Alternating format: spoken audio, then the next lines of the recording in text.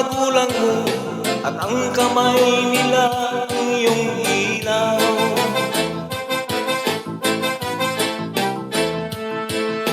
At ang nanay at tatay mo'y di malaman ng gagawin, minamasdan pati pagtulog mo. At sa gabi napupuyat ang iyong nanay sa pagtimpla ng gatas mo.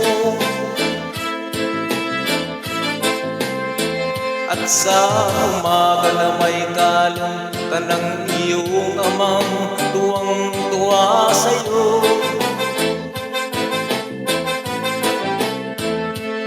Ngayon nga'y malaki ka na, nais mo'y maging malaya, di man sila payag, walang magagawa.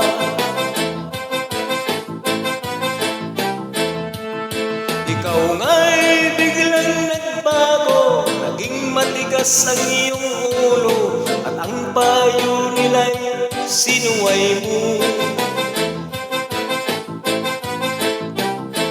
Di mo man lang inisip na ang kanilang ginagawa'y para sa'yo. Pagkat ang nais mo'y masunod ang layaw mo, di mo sila pinapansin.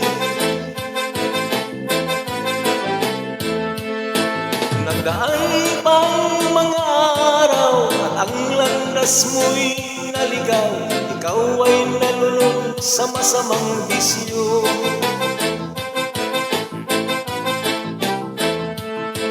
At ang una mong nilapitan, ang iyong inang lumuluha, at ang tanong, anak, ba't ka nagkaganyan? At ang iyong mga matay biglang lumuha nang di mo napapansin.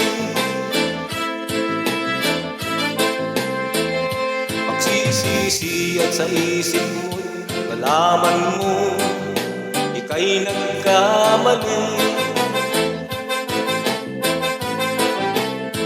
Pagsisisi ang sa isip mo, nalaman mo ika'y nagkamali. Pagsisisi ang sa isip mo, nalaman mo ika'y nagkamali.